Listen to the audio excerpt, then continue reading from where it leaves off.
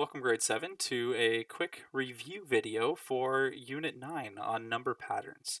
Although it seemed like we just started this unit, it's been a very short unit. And so there isn't a lot to review, but we're still going to go over and I'm going to remind you a little bit of some of the things that we've learned.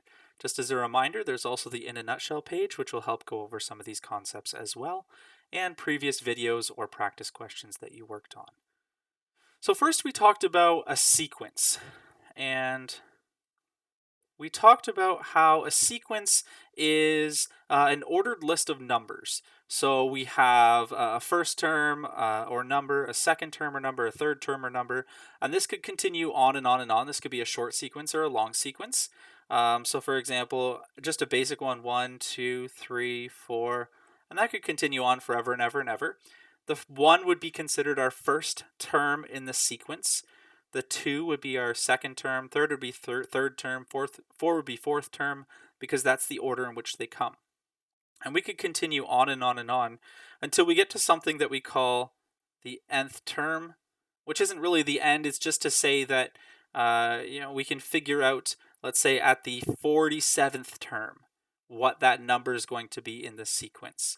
And so in this case, the n here just stands for the number of term that we're on within a given sequence. We also talked about something called the general term.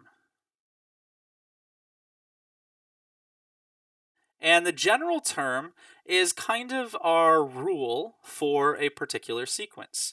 So how much does it go up by? How can we figure out what the next number is going to be? And the general term helps us to do that. So in this example right here, we could see that the general term, now this one's a really basic one, that for any number in the term, it's the same as whatever number term we're on. So if we're on the 47th term, then our number is 47. Sometimes it's as simple as this. Sometimes it is much more complex. And with this, we get some sequence rules. So we have some sequences with a common difference, we would say, where we are increasing or we're decreasing by a similar amount. So if you see a sequence, for example, 2, 5, 8, 11, if you see the beginning of a sequence like this, you can start to figure out some of the sequence rules associated with it. So for here, I want to say, well, how did I get from 2 to 5? And there's different ways we can get there through adding, subtracting, multiplying, or dividing. Also through exponents, but that gets a little bit more complex. And there are other more complicated rules. But we're going to stick with some simpler ones here. And so here I can see I increased by 3. And I want to see now if this rule or this pattern can carry forward. So 5 to 8. Yeah, it's also an increase by 3. This is also an increase by 3. So that must be a general rule for how this goes. Sometimes we have a decreasing rule. So for example, if I see that things are going down, I want to see, are they going down by the same rate? Well, I'm decreasing by 3, decreasing by 3, decreasing by 3. And so I'm able to kind of form a little bit of a rule, and I could figure out that my next value here, well, it's going to follow the same trend. If it's going to decrease by 3, 4 minus 3, my next value must be 1. Sometimes, though, things don't follow this sort of what we call a linear plan. They're a little bit more complex. For example, if I have 1, 2, 4, 8, in this case, I could say, okay, well, I added 1, but then here I added 2, and then here I added 4. So that whole adding part doesn't really fit with this particular question. But maybe there's some multiplying then that can influence this value or influence this number.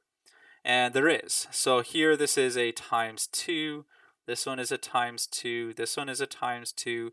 And so using that trend, I can predict that my next number is also going to be a times 2. 8 times 2 is going to be 16.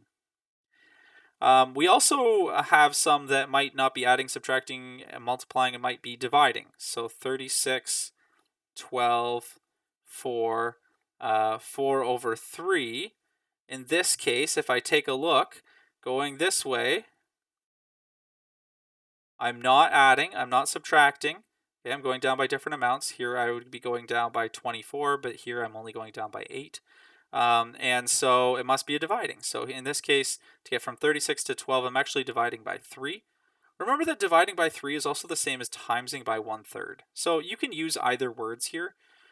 Same with subtracting 3 is the same as adding a -3. We can use similar words to talk about what we're doing here. Um, but divide by 3 to get this way too, divide by 3 to get here, and I would assume that I would divide by 3 as well to get to my next value.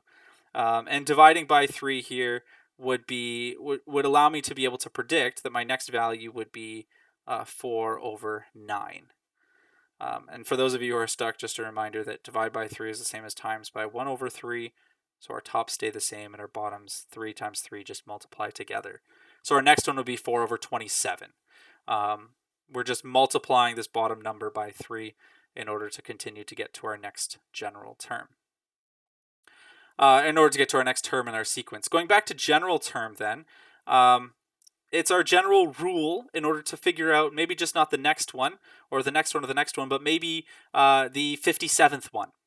So for example, if my term number equals, let's say n over n plus 1, this is my formula to figure out what number is in a particular position or spot within this sequence.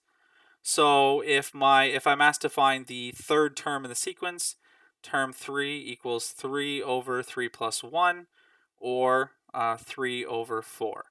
Let's say I were to find the 10th term in the sequence. Well, now my term 10 is just 10 over 10 plus 1, or 10 over 11. And now, just like that, using that rule, I'm able to instantly figure out the 10th term within a sequence using my general term. So using sequences, figuring out sequence patterns, using general terms or rules to be able to figure out a term in a particular spot is what this unit has been all about.